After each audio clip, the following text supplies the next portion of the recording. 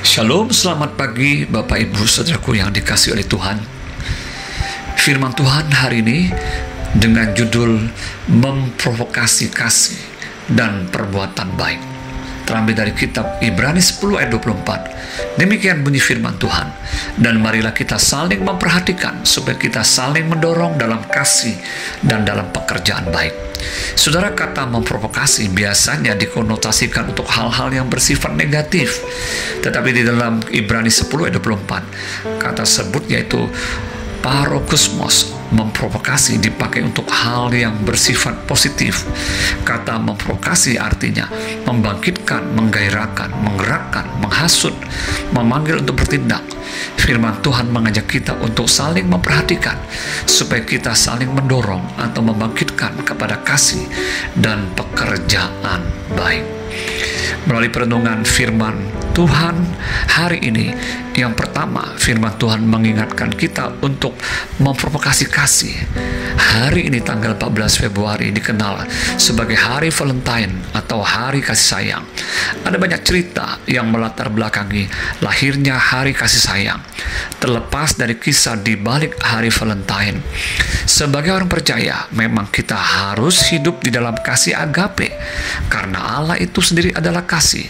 Seperti dikatakan dalam 1 Yohanes 4 ayat 7-8 yang berbunyi demikian, saudara-saudaraku yang kekasih, marilah kita saling mengasihi, sebab kasih itu berasal dari Allah, dan setiap orang yang mengasihi lahir dari Allah dan mengenal Allah. Barang siapa tidak mengasihi, ia tidak mengenal Allah, sebab Allah adalah kasih. Kita belajar untuk mengasihi karena Allah lebih dahulu mengasihi kita. 1 Yohanes 4 ayat 10 dan 19. Kita yang tadinya terhilang dan telah jatuh ke dalam dosa, tetapi Allah mengasihi kita dengan cara mengutus anaknya, yaitu Kristus, ke dalam dunia supaya kita hidup olehnya. Oleh sebab itu kita harus pertama-tama mengasihi Allah, Sang Pencipta kita, dan Bapa yang memelihara hidup kita di dalam Kristus Yesus, Juru Selamat kita. Kita juga harus mengasihi sesama kita seperti diri kita sendiri. Matius 22 ayat 39.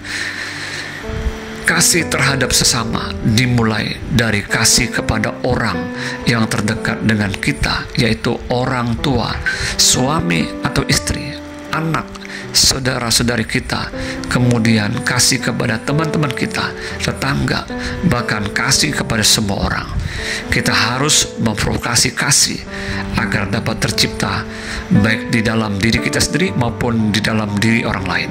Bila kita memprovokasi kasih, maka kita sedang melakukan hal yang berkenan kepada Allah.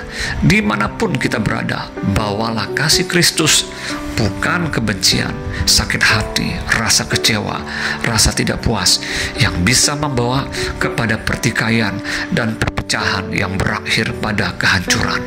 Yang kedua, firman Tuhan mengingatkan kita untuk memprovokasi perbuatan baik. Setiap kita orang percaya adalah buatan Allah, diciptakan dalam Kristus Yesus untuk melakukan pekerjaan baik yang dipersiapkan Allah sebelumnya.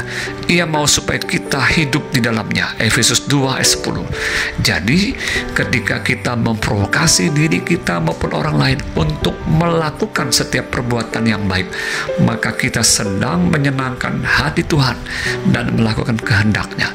Perbuatan baik yang kita lakukan tentu saja dari hati yang tulus, bukan untuk kepujian diri sendiri, tetapi kepujian nama Tuhan.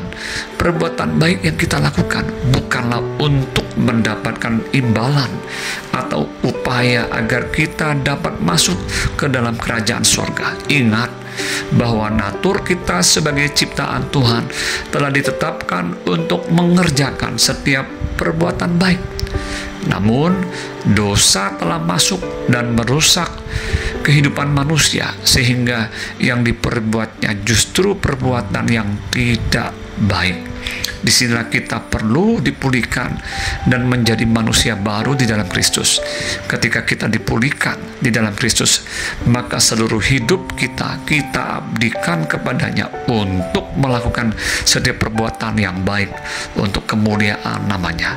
Jadi, berbuat baik bukanlah untuk tiket masuk surga atau mendapatkan pahala-pahala, meskipun kita pasti mendapatkan yang baik pula dari Tuhan bila melakukan setiap perbuatan yang baik. Lakukanlah perbuatan baik sebagai rasa syukur kita kepada Tuhan.